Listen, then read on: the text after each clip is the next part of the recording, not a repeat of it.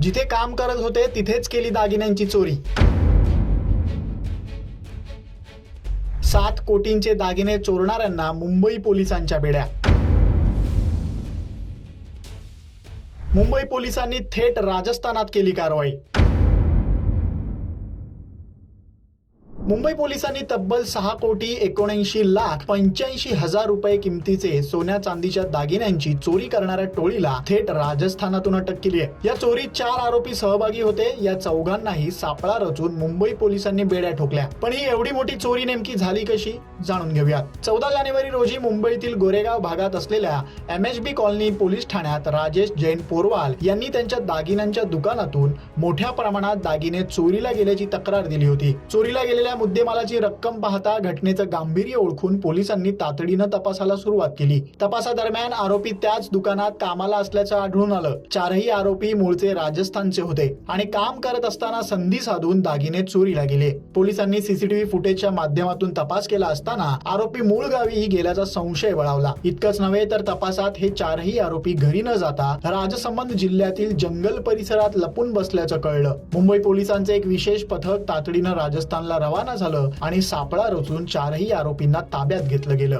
आरोपींकडून 3 kilo वजनाचे सोन्याचे दागिने, 5 किलो वजनाचे चांदीचे दागिने असा मुद्देमाल जप्त करण्यात आलाय। माय गोल्ड पॉइंट नावाचं एक दुकान आहे सोन्याचे व्यापारी राजेश जैन पोरवाल यांच्या ह्या शॉपमध्ये 14 जानेवारीला त्यांच्या जिथे काम करणाऱ्या कामगारांनी डुप्लिकेट चावीचा वापर करून चोरी केली होती। त्या चोरीमध्ये जवळपास 4.5 किलोच्या आसपास दागिने त्यांच्याकडचे त्यांनी चोरून नेले होते आणि त्यांना आम्ही मोठ्या प्रयत्नानंतर 4 आरोपी आम्ही निष्पन्न करून पकडलेले आहेत। त्यांच्याकडून जवळपास 3 किलो 100 ग्राम इतका मुद्देमाल पण हस्तगत करण्यात आलेला आहे। हे आरोपी मूळचे राजस्थानचे रहिवासी होते आणि जेव्हा सुरुवातीला आम्हाला हे कळालं की इथून चोरी झालेली आहे तर त्या मालकांनाच माहिती होतं हे कुठलचे आरोपी आहेत, कारण त्यांना कामावर ठेवताना त्यांचं बॅकग्राऊंड चेक केलेलं होतं। म्हणून मग त्यांच्या गावाकडे आम्ही टीम पाठवली आणि मग तिथे गेल्याच्या नंतर पुढील तपास करून त्यांना अटक करण्यात आली। त्यांना शॉपमध्ये नोकरी मिळाल्याच्या नंतर दुकानामधल्या सगळा व्यवहार त्यांनी बघितला होता आणि दुकानामध्ये कुठे दागिने ठेवले जातात, शॉप बंद करताना कुठे एकत्र करून ठेवले जातात, या सगळ्याची त्यांना पूर्वकल्पना होती। त्याशिवाय CCTV आहे, CCTV कुठे काय काय दिसतं त्याची पण त्यांना पूर्वकल्पना होती। तरीसुद्धा त्यांच्याकडनं चूक होऊन काही CCTVचे कॅमेऱ्याचं फुटेज आमच्या हाती लागलेलं होतं। त्याच्यातून आम्ही त्यांना पकडण्यात यशस्वी राहिलो। ह्या शॉपमध्ये त्यांनी यापूर्वी काही प्रयत्न केलेला नव्हता, परंतु जो मुख्य आरोपी आहे त्याच्याविरुद्ध काही अशा प्रकारचे गुन्हे दाखल आहेत अशी प्राथमिक माहिती प्राप्त झालेली आहे। त्याच्या अनुषंगाने आम्ही पण तपास करत आहोत। यांच्या गावाकडे आमची टीम गेली होती। त्यांच्या आईवडिलांकडे आणि नातेवाईकांकडे विचारपूस केल्याच्या नंतर मग त्यांचे राहण्याचे ठिकाणं, मित्रमंडळी जिथे जाऊ शकतात ते ठिकाणं, असं सगळीकडे आम्ही तपास केलेला आहे। आणि जसं आपण म्हटलं की इलेक्ट्रॉनिक वस्तू त्यांनी वापरल्या नाहीत हे खरं आहे, परंतु एकदा लोकल इंटेलिजन्सकडून थोडीफार माहिती प्राप्त झाल्याच्या नंतर मग आम्ही त्यांच्यावर वाच ठेवली, पाळत ठेवली आणि पाळत ठेवून मग त्यांना लोकेट केलं आणि लोकेट केल्याच्या नंतर आम्ही लोकल पोलिसांच्या मदतीने त्यांना ताब्यात घेतलेला नाही। यांनी जितका माल नेला होता त्यापैकी काही मुद्देमाल यांनी वाटप करून घेतलेला होता आपापसात। त्यामुळे सुरुवातीला जे 2 लोक पकडले गेले त्यांच्याकडून काही मुद्देमाल हस्तगत झाला।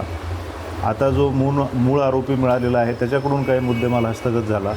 अर्थातच सर्व मुद्देमाल आम्ही हस्तगत अद्याप करू शकलेलो नाही। त्यापैकी काही मुद्देमाल त्यांनी अद्यापही लपवून ठेवलेला आहे, तो हळूहळू तपासामध्ये आमच्या येईल लक्षात आणि मग तो आम्ही जप्त करू।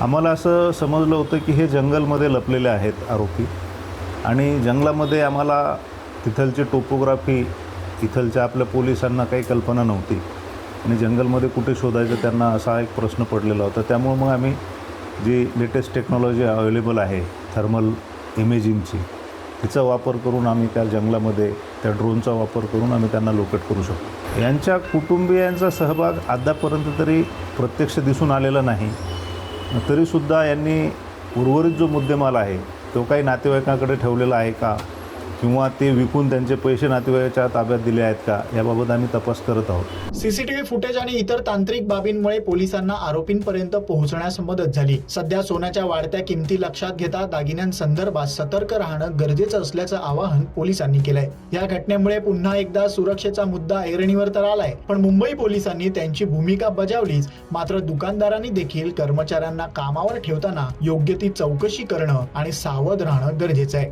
लोकमत मुंबईसाठी निधी पेडणेकरचा रिपोर्ट.